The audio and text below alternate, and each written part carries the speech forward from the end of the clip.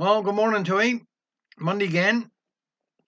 I hope everybody's all right. Haven't been a bad old weekend, really, have it? Haven't been bad at all, really. Been a bit miserly there, but he's warm, anyhow. That's one thing. He's warm.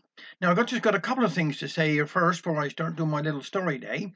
The Salvation Army in Hale are starting doing morning coffees from 10 till 12 each Thursday, from this Thursday coming up until the 16th of December. A fantastic organisation, the Salvation Army. When I'm doing my tombola stall Friday week down Hale Day Centre, I'm going to raise some money for the Hale Salvation Army.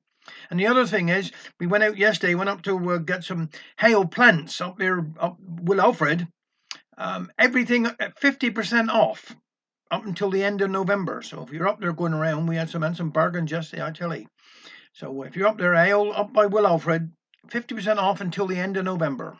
So there we are. That's enough advertising. Now we're going on to do a little story here now, a bit of dialect. It was some handsome day. The sun was setting, and Feather was sitting out in the garden reading last week's paper.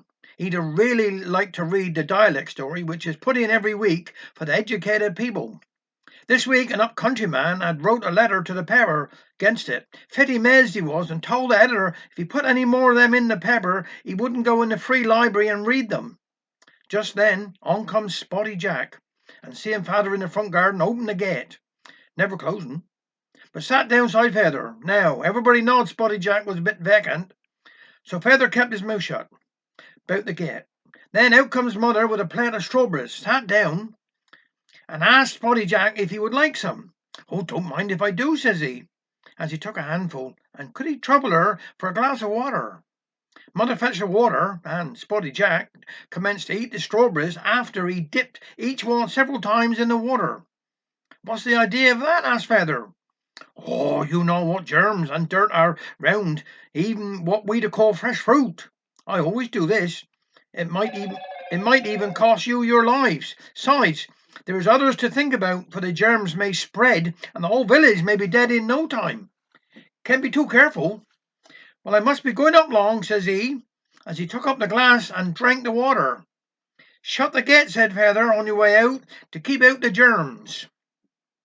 See, the trouble is, people don't stop and think. I heard about a man yesterday who went down to the surgery and told the young woman he had gravel.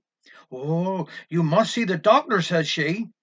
He had to take his turn, wait, and then was examined, and the doctor said he could find nothing wrong with him. "I know that," he replied, "but I got gravel out in the cart for the drive." Feather started reading the paper again. "I see here a farmer had one of their new notices put up which read, 'Do it now.' In less than an hour, the work boy comed in and asked for more money. The gardener took home a sack of tatties, and the housemaid had a bath. And the farmer took down the notice again. Nothing is like it used to be. In the good old days," continued Feather, "I can remember when I was young and going to school, we had to hark to what we was told. Now they don't know nothing and won't be told nothing." "Our boy Richard Henry is as smart as you in most things," replied Mother. "Here he is, coming up the road," said Feather. "I'll give him a test. I bet he won't know what to say. Now, boy, suppose I said to you, here's 12 pennies. What would be the first thing you would do?" "Count them," was the reply. "'Cause you made mistakes afore."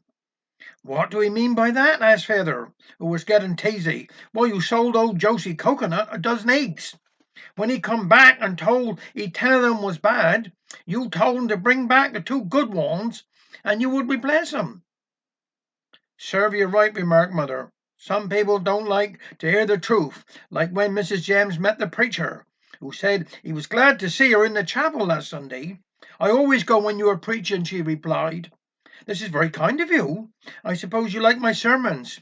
"No, I don't, but there's always plenty of room when you're preaching, and I like a good seat." "Kettle is boiling," said Feather. "Let's have a cup of tea."